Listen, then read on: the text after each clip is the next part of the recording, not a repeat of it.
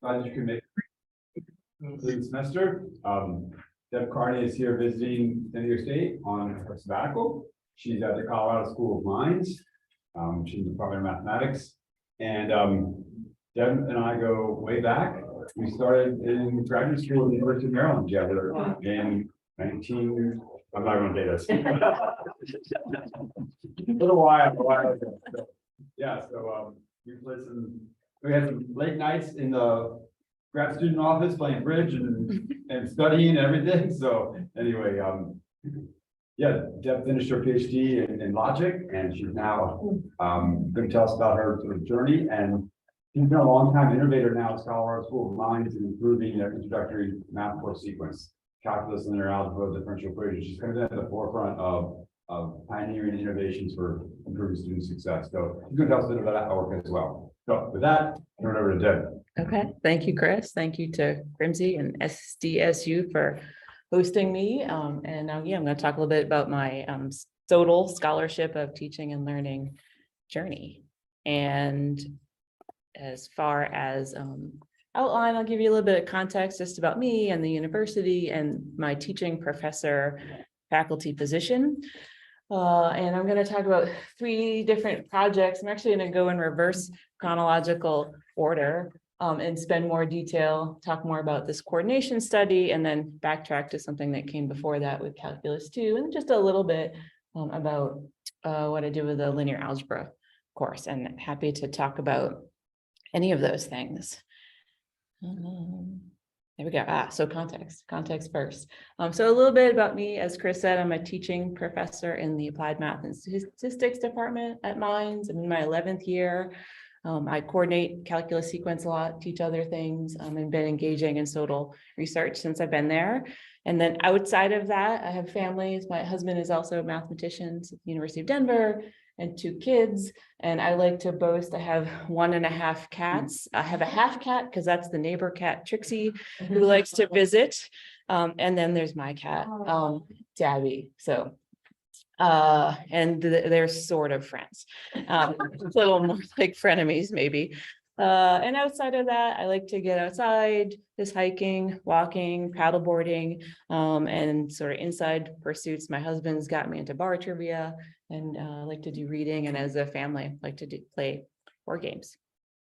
And a little, maybe more towards the mind side, something else I'm passionate about. I'm co-advisor and biggest co-creator of the Society for Women in Mathematics at Mines, or an AWM student chapter. I looked on the website. It says there's a chapter here at SDSU. So if people are involved in that or online, I love to talk about those kinds of things. And that's a mentoring group for undergraduate students through faculty, and we've been successful in that at Mines. And now I'll go to sort of my math path, my math journey. So my blue highlighted states of where I have been. I grew up in Danvers, Massachusetts. And if you've heard of the Salem witch trials, Danvers is actually Old Salem Village, and that's where the witch trials took place. And then I went to University of Vermont for my undergraduate. Went to University of Maryland, where I met Chris, 1991. I gave up the date. Oh, I'm going there. I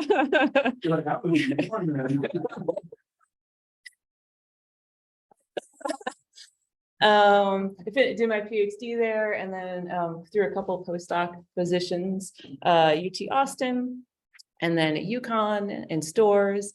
And University of Denver took us to Colorado. My husband got a job there first. I was home with our daughter, and went into a lecturer position there, and then to where I am in my current position at the School of Mines as teaching faculty.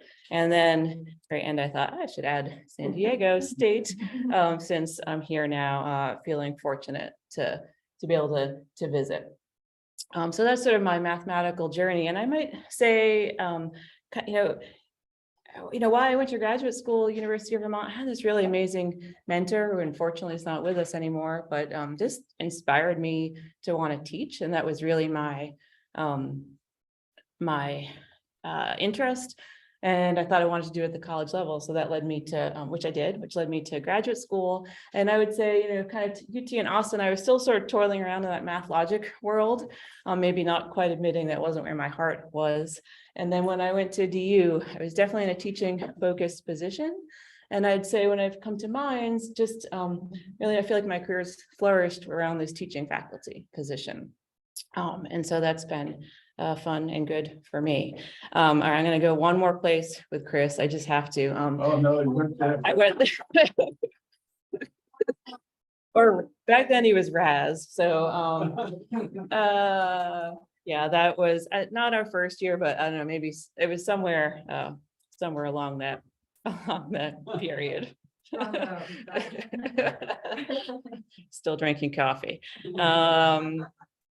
Okay, so a little bit about the teaching faculty position at Mines. We have rank advancement, but no tenure. My responsibilities are 75% teaching, 25% service. I have an 18 credit per year teaching load. Calculus is 4 credits, so many times that means I would teach 5 courses if I had some calculus in there. Newly eligible for, we call it instructional design assignments. That's officially what I'm on, but nobody outside Mines knows what that is. And it's really sabbatical. There's university and department level support, travel support for professional development, which has been helpful. And otherwise, I'm full voting member of the department. Our salaries are quite competitive, not quite tenure track level, but we're close. And maybe on the downside, it was sort of interesting recently, the board of trustees voted in favor of sabbaticals, but they didn't want to give us longer contracts. Like, okay, I'll take the sabbatical. And I do, even though I have a 2-year contract, I feel secure in that position. There's like a 1-year clause about if I was going to be fired, I have supposed to get a year beyond that. But I've been quite secure in my position. And it's this Mines at 150 is our 150th anniversary is coming up. And it's really been kind of, I think, around this focus of we want to be a leader in educating STEM students. And there's been some investment on the faculty side in terms of teaching faculty. And so a little bit about Mines, if you haven't heard of us, Public Research University, we are focused on engineering and other STEM disciplines. We're newly R1 and we're pretty proud of that. And maybe interesting fact is every student at Mines takes 4 math classes, Calc 1 all the way up through differential equations, and we don't start below that. So if you come to Mines, you're starting in Calc 1. And there's a lot on this slide, but I just may want to focus kind of on the faculty piece. Since I'm talking about that, just in terms of numbers, fall, these are some targets, and it's kind of interesting, fall 22 numbers. We've got 216 tenured line faculty and 116 teaching faculty. Professor of practice is also a teaching line, but without rank advancement. And as advertised more, or as its description is for people coming from industry who maybe don't have an educational background per se, but are coming from the industry side. And you can sort of just see a little bit about our numbers in terms of undergraduate students and graduate students. And we've been seeing some good, our growth hasn't slowed down at all. As far as the undergraduate population, just a little bit here, we've got a strong student body coming in. We've got about 32% women.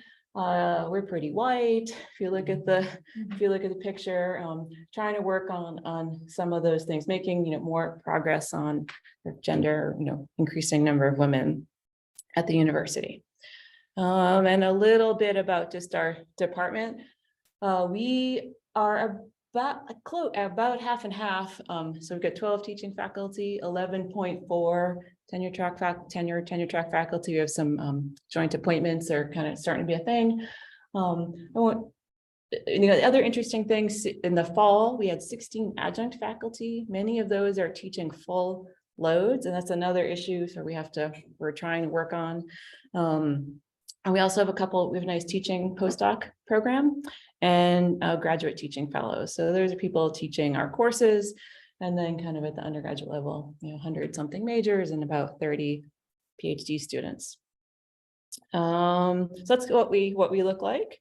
And okay, so that was it. So that was context. And now I'll spend more of my time on this coordination study. I'm going sort of backwards. This is what I've been working on most recently, and we'll spend less time as we go down the list, but then I'll sort of look at it and the other kind of we'll look back at the end. So the first piece, just about coordination at Mines. Mines itself has had a long history of coordination, both inside and outside the math department, physics and other disciplines. I mentioned, every student takes these 4 math classes. We also coordinate those classes, as well as an intro stats course and a scientific computing course. And coordination for us means common assessments, common exams, common topics. We sort of, stop at the level of truly dictating what happens in the classroom, but that structure around the class is determined. And there's been some evolution of innovation in the department. And I wasn't a part of it, but we had some NSF funded integrated calculus and physics program at one point. And then we did something with Mathematica, and then most recently, sort of an effort to infuse active learning into our calc sequence.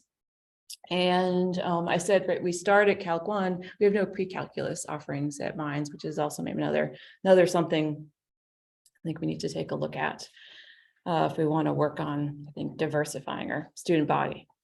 But that's kind of, there's a history of coordination in the department, which, maybe makes some things easier, maybe some things more challenging.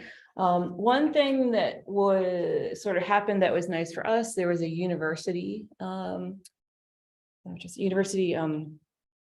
program, that there was interest in getting sort of redesigning courses all across the university, and not maybe explicitly said, but maybe sort of in the background, with a hope of there'd be some active learning coming into all of our courses. So we were fortunate in the summer of 2016, 5 faculty and AMS participated in this program. It's me and my colleague Becky Swanson. We've done a lot. All these projects actually we've done together with others, so we've worked together a lot. We're working on Calc 2, Mike and Mike at the top on Calc 1, and then Holly also working on Calc 1, but a different flavor for students who didn't pass the course the first time. And we had some rather significant revisions. They're just sort of described in the middle. We started with revising learning outcomes, and both Calc 1 and Calc 2 created a lot of materials. The project Calc 1 was their focus were these activities to be used once a week. And for Calc 2, we were working, it was really essentially a flipped classroom. And so we had daily activities with some video content to sort of support that missing class time. And Becky and I'm going to talk a little bit more at the end. We've talked about our results in terms of just success of implementing the model in this Primus article, if you're interested in that. But this sort of helped the change process a little bit. And in terms of just what calculus looks at Mines, we've got smallish sections, 35 to 45 students. We're meeting 4 days a week. It's a regular 16-week semester. Our instructional team, it mainly Vital faculty acronym being used by the MA. If you haven't heard that, visiting instructor. Now I can't forget it. Instructor, TAs, adjunct lecturers. Yeah, or T, I think temporary. Okay. And lecturers are meaning teaching faculty. So we are. This was from the fall when I was coordinating Calc 1, and it pretty typical of what an instructional team might look like for any of the calc sections. And you can kind of see our enrollments at the bottom. Calc 1 is smaller. We have a lot of good number of students coming in with AP credit, and they start a little bit ahead. And typically newer instructors try to keep them in Calc 1 or Calc 2, just for maybe the content is a little bit easier to start with. That's what calculus looks like. And again, maybe just to dig a little bit deeper, I mentioned we coordinate. So common syllabus, common calendar, common pacing. We've got common midterms, right? So you have to keep that pacing up. We also grade exams together with a common rubric. And then there's homework, both written and online. And we haven't really been getting into quizzes too much. The active learning piece activities either have been counted as a participation grade, or some instructors not counting those at all. And I should say, I guess, we've been doing pretty well, that our DFW rate's somewhere in the 10 to 20%, which is good compared to national averages. And we sort of also have had a history of regularly using assessment data to inform some of those changes. And when we sort of made these changes, I think was important is that no one was really forced to, that we really give faculty the option of whether or not they want to use these materials. We would make sort of the default to use them, so maybe it was a little harder to opt out, but it isn't completely an option. And as far as just coordination, what that role looks like for us, it's an expected service role amongst the teaching faculty. So there's not course release currently. There's not extra pay for that. We are currently in a cycle of rotating off. I think we're every 2 years, but sometimes it's been 3 years. We've got assistant department head just sort of tracking, making sure we're all doing it. And we do have a responsibilities document that outlines sort of a minimum set of duties. Things like, you got to set the calendar, write the exams, with input, do this end of term assessment report. And so that's what it's been looking like for us. Okay, and so I guess that's the kind of description just of calculus and coordination and what it looks like. And I want to lead up to this coordination study that I'm doing with Becky Swanson and Megan Sanders of the Treffney Center, our Teaching and Learning Center. We had been fortunate to be involved in a couple projects or be sort of, have some site visits from the MEA, the National Calculus Study that Chris was involved in, and also the Seminole Network that gave us back some information. So we, we had the MEA site visit in 2017, and they identified, these are sort of 4 broad things that they identified as some of our strengths that we were coordinating. So within, that's in big letters, we have sort of good coordination within a course, but maybe we're struggling across connecting the courses. We're using evidence-based instruction.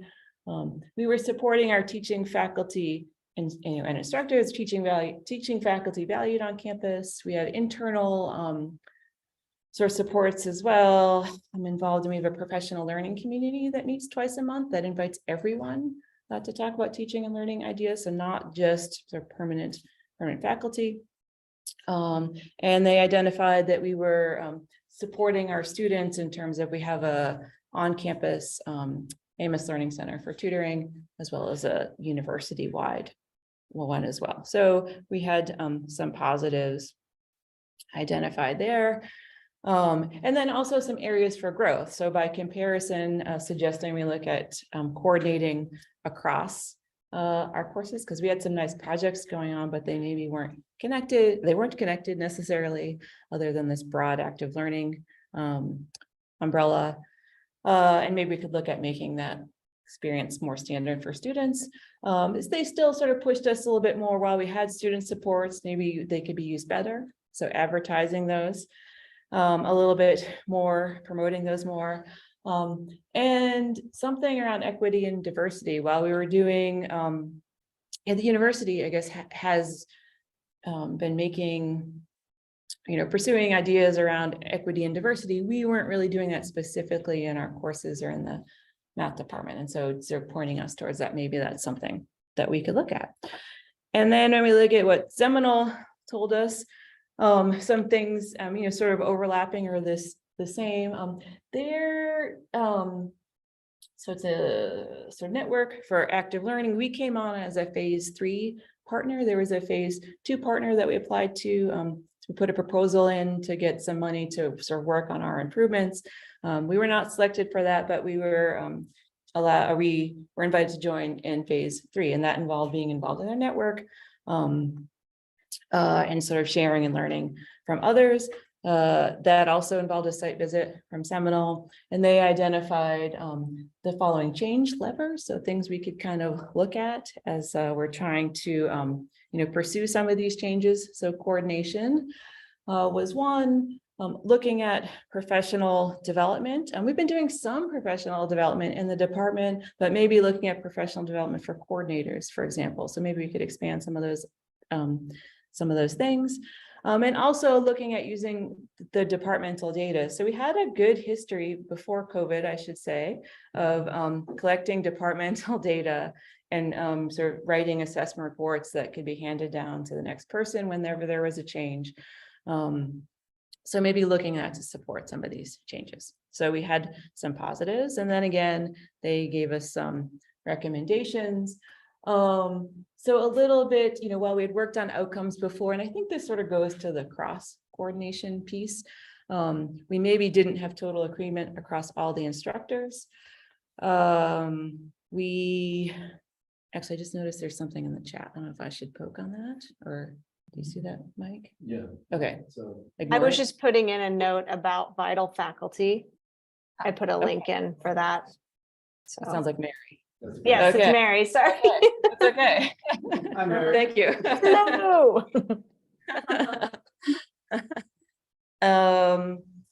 Okay, so so Seminole is also recommending perhaps having a coordinator task force to sort of take on some of these, looking at our calculus sequence as a whole.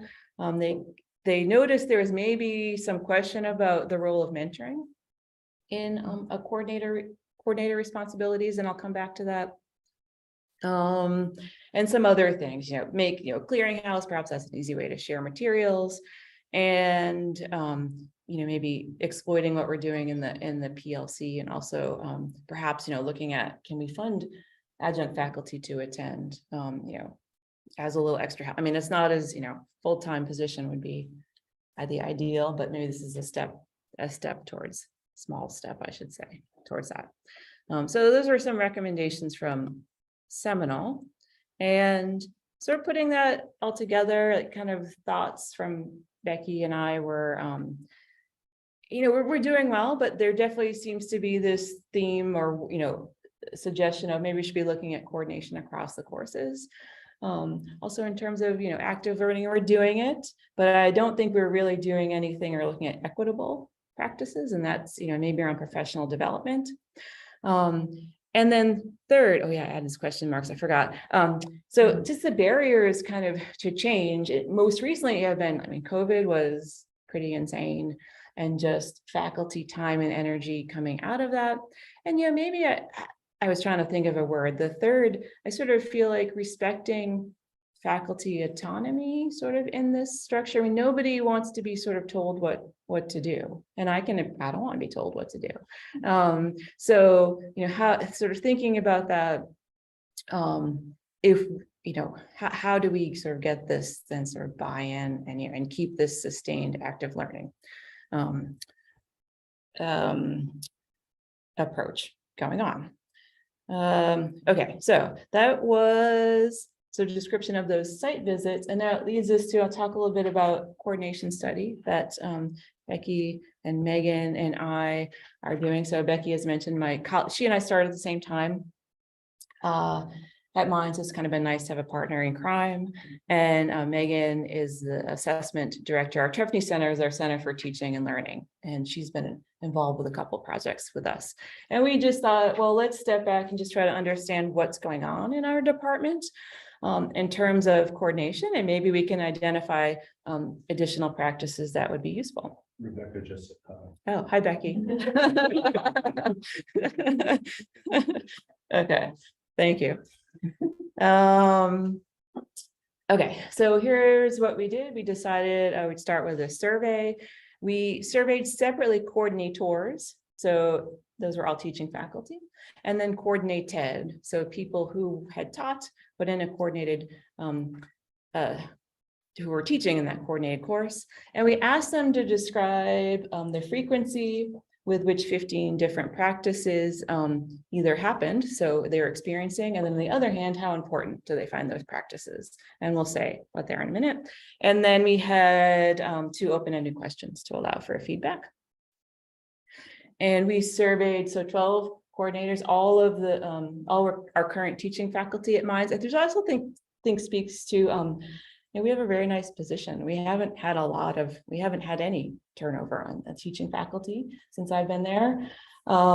We almost all replied. And on the other end, we surveyed 47 coordinated faculty. So those could be anyone, tenured teaching faculty, a lot of adjunct faculty, and postdocs, and also graduate teaching fellows. And we had a reasonable response rate. And we looked back 4 years. We decided to just cut it off because people's memories maybe fail a little bit. And just to point out, so this wasn't just calculus, this covered any course where there was coordination going on. We just decided not to separate out by course. And so the survey just looked like this. We just had 3 buckets. And for each one of these statements, they were just asked, so this is how often they happen. So most of the time, half of the time, a few or none of the times. And so it's kind of nice drag and drop. And then the same thing on how important for those actions, very somewhat not as important. And in terms of the, so statements, we have 15 statements, and there's a lot on that page. And I'll say a little bit, you've heard about these two orientations for coordination, which Chris and others have been involved in, and I'll come back to that in the next slide. But just to give you an idea to sort of highlight in red in this, humanistic growth side, things about professional development, making me feel welcome, attending to student experience, sort of things like that. We had those 7 statements, and they're really about personal and professional growth of instructors teaching the course.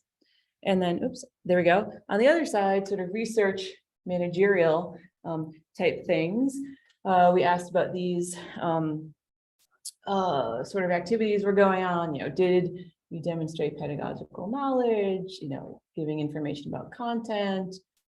Providing homework, providing materials, strong administrative skills. We use Canvas for our learning management system.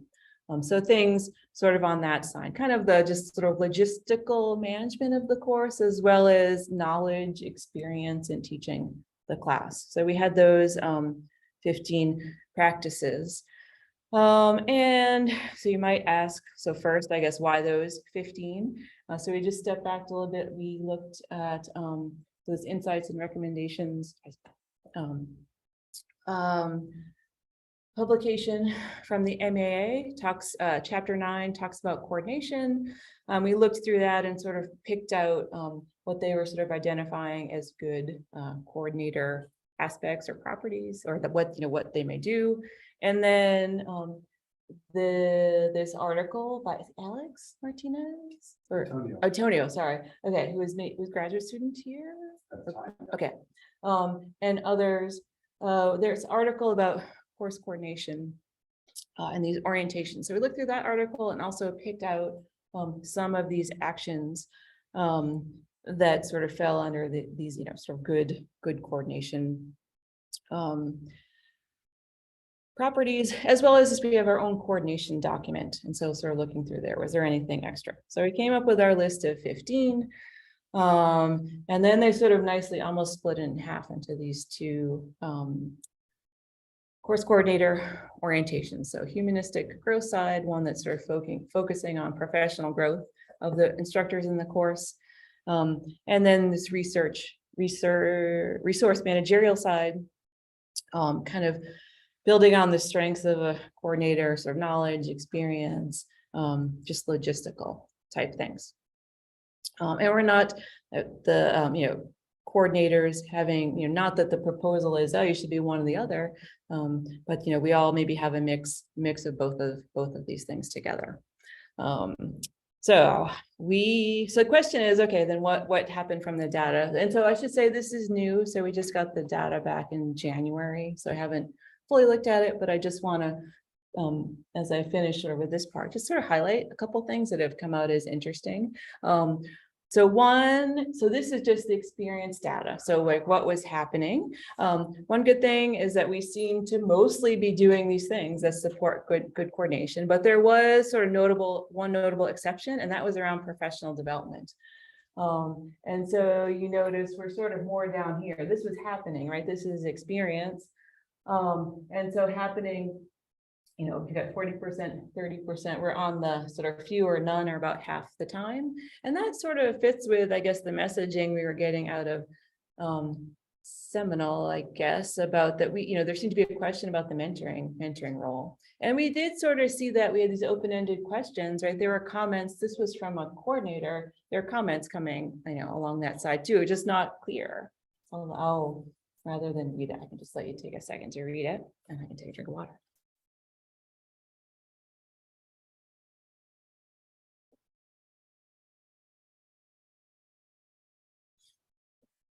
All right, and so I guess, you know, it's in here. It'd be nice to have some clarity about what my role is. So we've got, you know, something to discuss there. So far, that's sort of what was jumping out us on the experience side.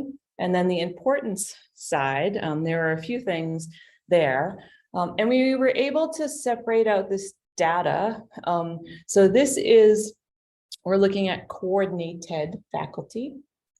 But splitting up, we asked people whether they were permanent or non-permanent. And I know non-permanent is not a fantastic label, say you're non-something, but permanent meaning, you know, we have full-time year-long contracts that includes teaching faculty, right, and tenured faculty.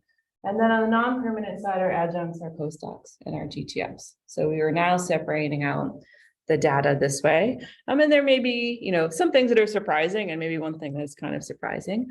So importance of being welcoming. So we've got non-permanent on top, adjuncts, graduate students, postdocs, and our tenured teaching faculty down below, right? You've got, this is real, seems to be really important for those adjunct faculty.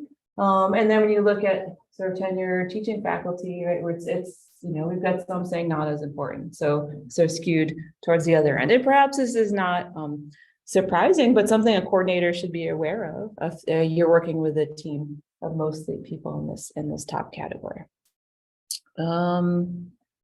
The other, and here was just right, just a comment from that side of the survey. Just, you know, it was important to this person, and they were made to feel welcome.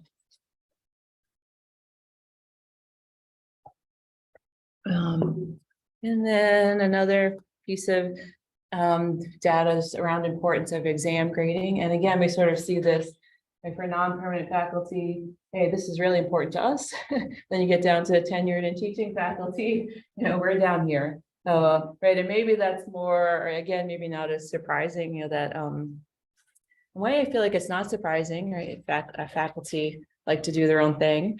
But on the other hand, I feel like it is surprising, like you think we would sort of appreciate the structure of coordination and why we might be doing that.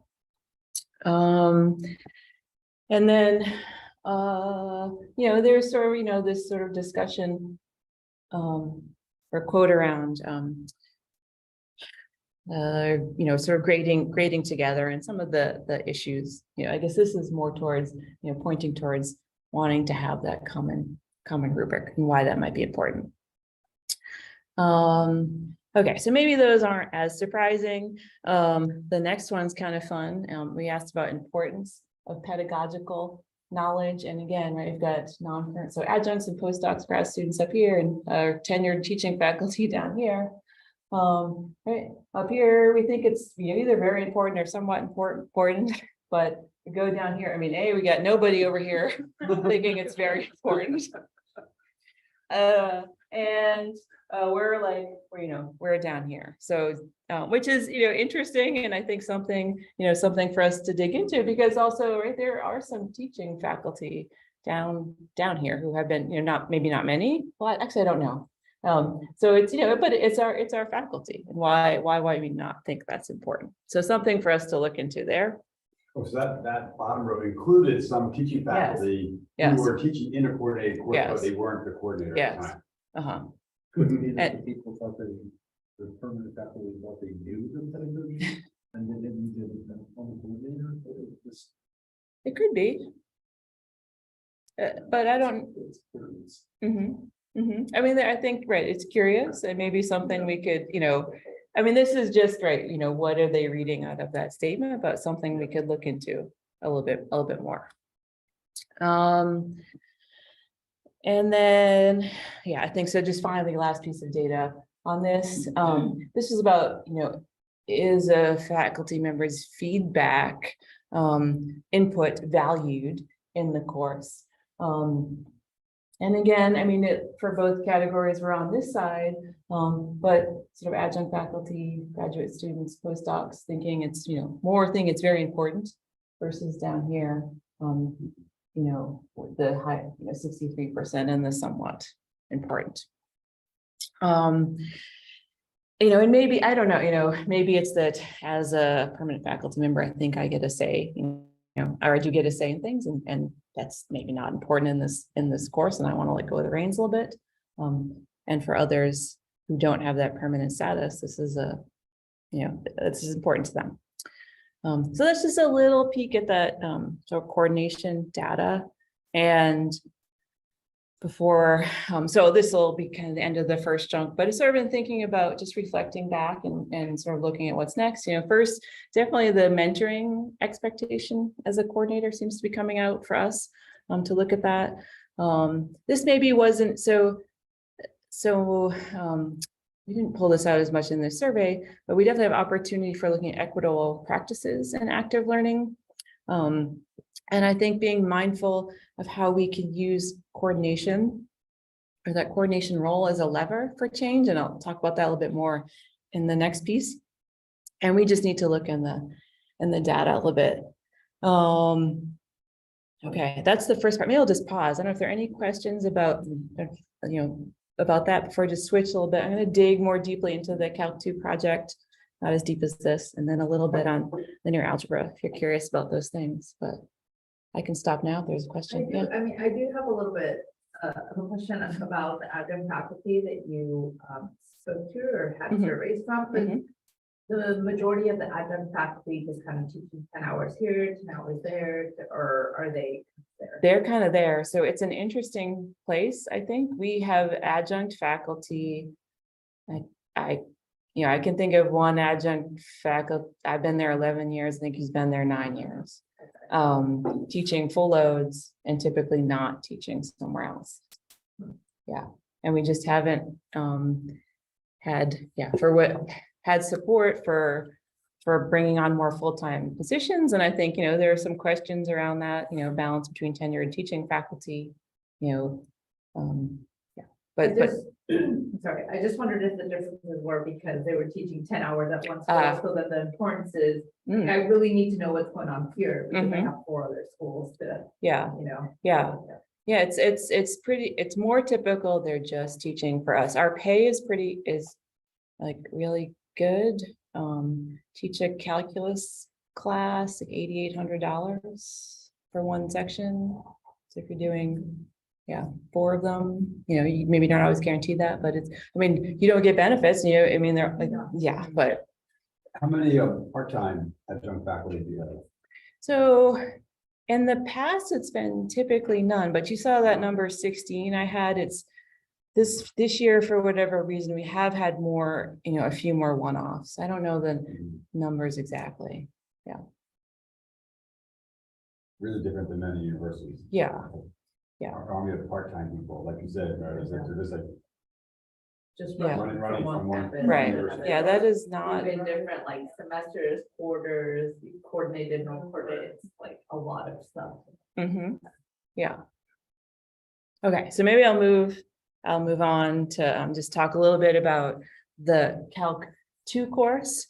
And I can start by saying, so this was, so myself and Becky, but then also and Megan out of the Teaching and Learning Center, and Sam and Ariana at the time were also involved in the Teaching and Learning Center. And we've published results on the redesign and really the supporting faculty piece through the change. And so first, kind of why sort of we why did we decide to do it? First Becky and I had worked on a linear algebra course together. I had already mentioned we had this university-wide sort of structure, this redesign institute that came with a month's summer salary that helped. And our, just previously the project with linear algebra, that was, while it was used by others, that wasn't a big coordinated course, so maybe we're sort of interested in sort of expanding and making materials that could easily be used by others. And also just doing better. We sort of look at our calculus course, a lot of lower level, calculate this, calculate that. Maybe could be pushed a little bit in terms of outcomes. And for Cal 2, it was a flipped model. Becky and I made all the materials, videos, pre-class questions, activities, daily lesson plans. So instructor supports.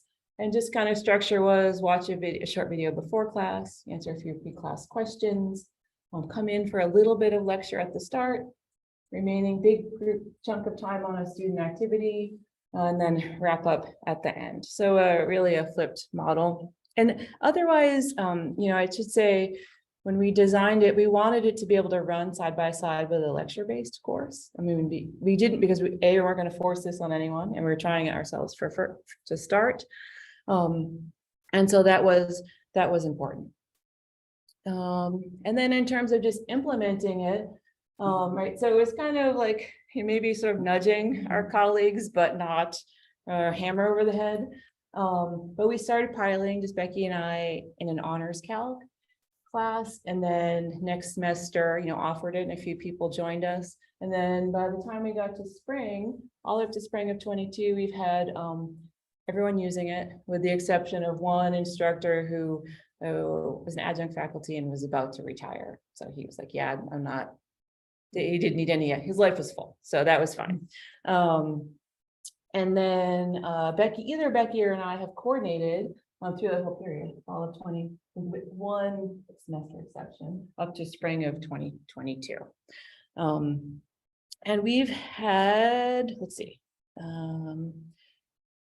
yeah, so I guess that's what I'll say about that. And generally, if it meant to implement, if people were using it, they were using the things. They were using our pre-class videos, they were using our pre-class questions, and they were using the activities. And then they're lecturing, or even how they use the activities would be up to them. In the paper, we went, we sort of looked at, supports, tried to identify supports for why this maybe was successful. There definitely were institutional supports around teaching faculty and the culture. We had this history of using evidence-based practices already. And we did have some communities built. Our departmental PLC coordinators were doing weekly meetings. So we've sort of identified some things around support. And in terms of success, which we also reported on, student success really meant sort of DFW rate, so D, grade of D, failing withdrawing. And we started around here, and you kind of notice, and it still wasn't horrible, but a little higher. We get into, this only goes up to 2019, but it really changed, a little fluctuation, but not too much. We're having improved DFW rates. We also have some data related to particular student outcomes, and we saw some improvements there. And on the faculty side, so we define success in terms of this implementation rate. So if we look up to, we didn't have the numbers past that, but up to spring 2020, we had 14 unique instructors using the materials, and many of the 76 sections up to that point. And really up to spring 2022, only 3 instructors chose not to do it. Somebody just wasn't sure the first time and then did it the next time. We had one teaching faculty member who was just didn't do it, and then hasn't been back in the rotation, and the person who was retiring.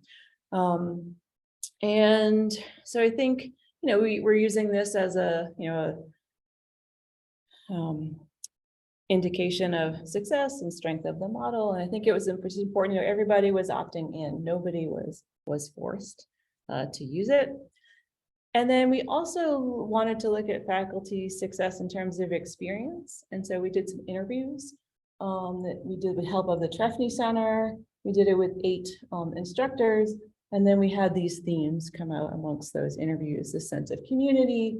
Consistency was in terms of consistent for the student, on the student side. People were appreciating that students were seeing that. It was easy to implement, we just, hey, put it on Canvas. If you want to use it, just, copy, paste, or we would control the Canvas course and make it easy for people to use. It was doing what we thought it would do, facilitating active learning, and people were noticing it was, they were better connecting with their students. And was there, oops, sorry, go back. Yeah, so I just, where the arrows are, I picked out just, kind of a couple other quotes coming from these instructors, that there was a strong sense of community, they're able to ask Becky and I questions, that was coming out through the interviews. This easy to implement, right? It was easy to implement it. It was set up on Canvas. We had a cloud-based folder using Dropbox or whatever it was at the time. And then this sort of better connection to students mentioned by 7 out of the 8 instructors. And, this was, typically people weren't teaching in this way before we had started this project. Of the instructors teaching Calc 2 with us, I should say. And so that was the project. And, if we sort of looking back, we definitely, getting this feeling respect our instructor autonomy, allowing them some choice was important. This creation of a community also seemed to be important. This didn't address, and we're recognizing sort of coordinating across calculus, across, not just within, is a challenge. And we have this question of what happens when someone else coordinates. Well, it happened. Right, fall of 22, and what has happened in that semester, the coordinator made the materials available, and I think 3 instructors used them. They were all instructors who had taught with Becky or I before, used the materials. The coordinator chose not to use them, and which is fine. And then in the spring we have, I think, 1, as far as I know, a postdoc is using them. He's been working with Becky Swanson, and so he knew about them. He's sort of using some of the materials on his own. So right there's, there's something there to kind of look at, and it goes to, I think it's a lot to instructor or the coordinator autonomy. Maybe that's it. Okay, so that was the Calc 2 project.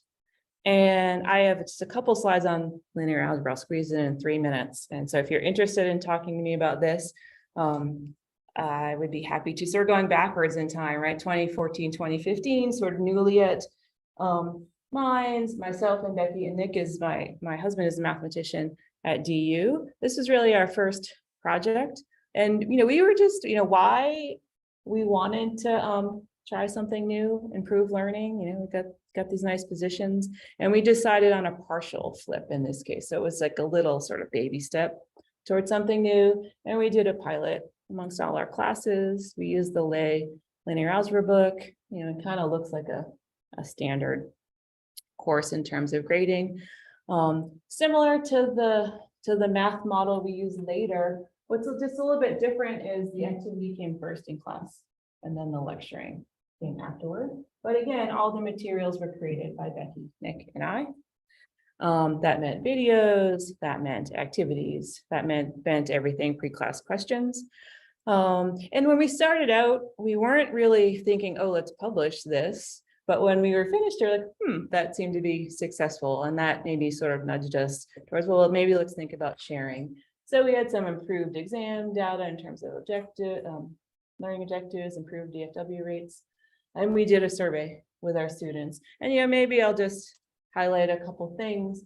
There was sort of general, this is like our first foray into active learning. Like, we're just curious at this point, hey, does it work? And students generally saying, hey, watching the videos were helpful. And then, the other piece, the format of this class is enjoyable, also kind of more students there. So we were at this point just curious, how was it working? And determined there was a little bit of success in there. And so if I just kind of look back, linear algebra, not a coordinated course. But multiple instructors continue to use our materials both inside and outside of mine. So that's kind of fun. I just met someone I knew from before at JMM, mentioned the materials. She's using them. You know, she sent me an email, hey, these are great. So they're being used even though it's not in a coordinated setting. You know, we took those, I think, lessons learned in creating materials to help later with the Calc 2 project. There are definitely things about flipped learning or active learning, you know, it takes time. Communicating with students is important about what and why you're doing. And, you know, sort of I look back, you know, this was the beginning of my total journey at Mines. And I really feel it was, you know, supported by the structure of the, of the teaching faculty and the support for teaching at Mines. So that's kind of fun to look back and see how it's grown. And I'm going to stop. I thank you for listening. And there's some references at the end if anyone's curious or you want to share. Awesome. Maybe we take some questions from online first. Oftentimes if you're watching online, you don't get to participate as much. So we can take some questions from anybody in the chat. Nothing yet? No, no in the chat, but Okay. Okay. you could open your mics and speak. Yeah, thanks for the opportunity, Chris. Thanks, Deb, for coming here and talking to us. I thought it was great. I think like you talked about this theme of kind of like having to respect teacher autonomy. Like it's there's always like this careful balance that must be played, right? I feel like it was definitely highlighted in the difference between like the permanent and non-permanent faculty and how important they perceived like these different coordinators roles. I thought that was really interesting.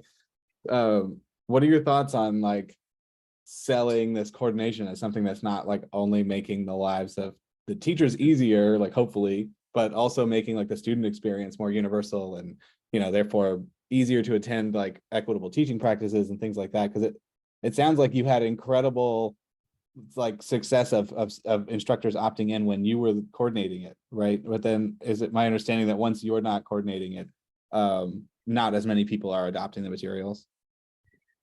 Right. I mean, yeah, that's a good question. And I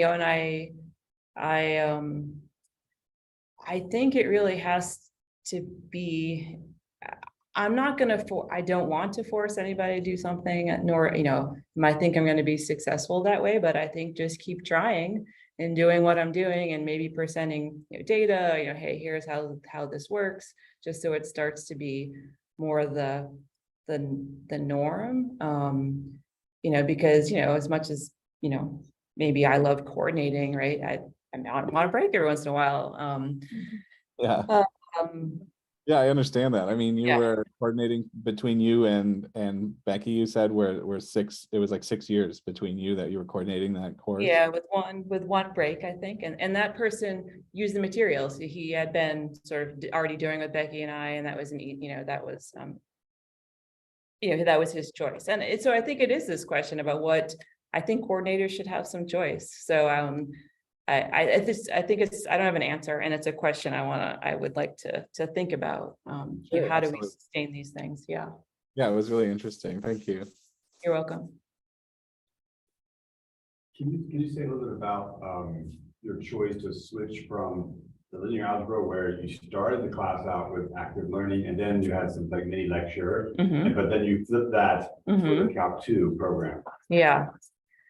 I think part of our motivation with linear algebra is it's so sort of definition and just vocabulary heavy, that our thought was if we do some of that in a video and then they come out first and get to practice in front of us in class, we can sort of help maybe a little bit in understanding those definitions before we start sort of piling on the rest of linear algebra. Like it's hard to sit in a 50-minute, right? Like, let's start with the definition of, you know, linear independence at 12, and by 12, you know, by 12:15, I got it. And I can be like working with these things. So I think that was a little bit of our motivation to do it that way versus, and Calc 2, it didn't feel as much like that. The top, you know, because still, I didn't talk too much. We're trying to reach higher learning outcomes, not making it so computational. I think we did that to a little degree, but ultimately I feel like our calculus courses are fairly computational. And so maybe we felt more comfortable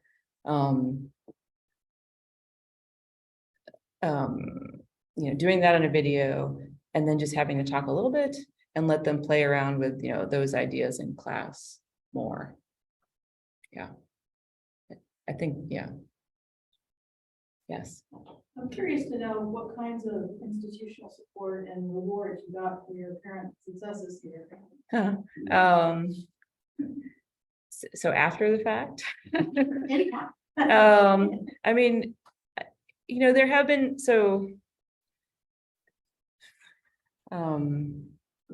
not anything specific, although I think maybe there has been some recognition that the department as a whole is doing well at teaching. There's been another push for online courses at Mines, and there was some money given to faculty, to help develop those. So it maybe that was partially because we had successes in other areas.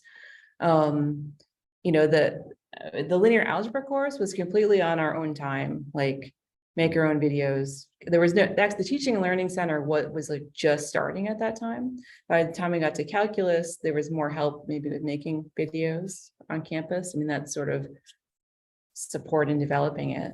I've won a teaching award. Maybe there are some things that have come after the fact, but nothing, I'd say, more tangible. And I think it's something for us to, to look at, I think, in terms of the coordinator role, right? If we take some of this data, maybe you can push for, hey, maybe we should have a teaching release, right?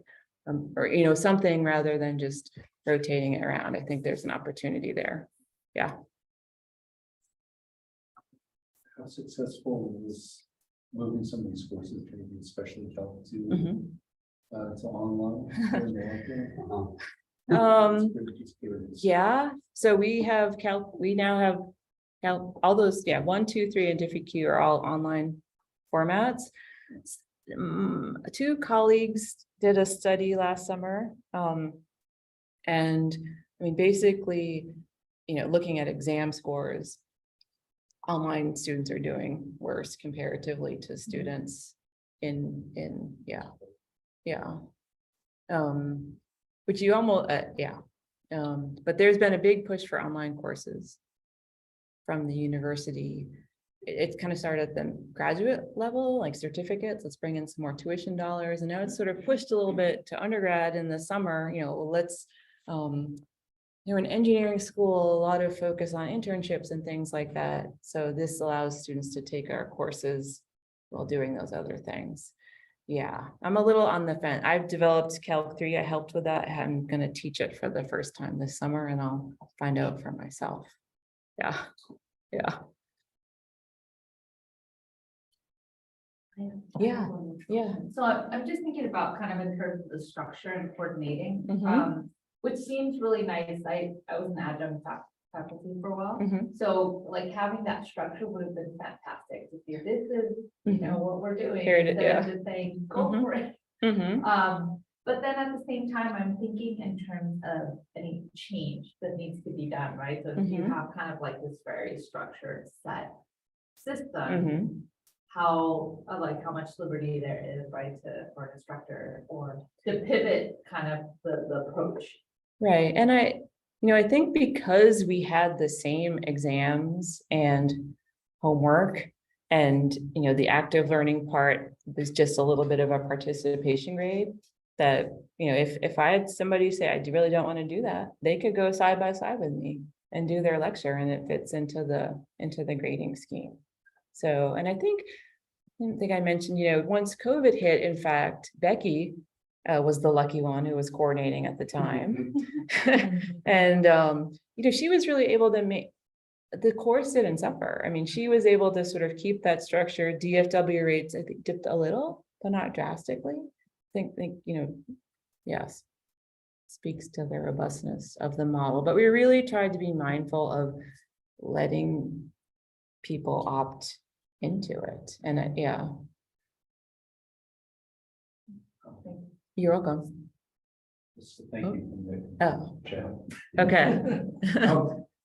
The other question about like the handoff of coordinators' responsibility. Yeah, So just as like we provide some pedagogical autonomy for those within the teaching section, you know, your point was like coordinators, when they step into a new class, they should have some autonomy to do what they want. yeah.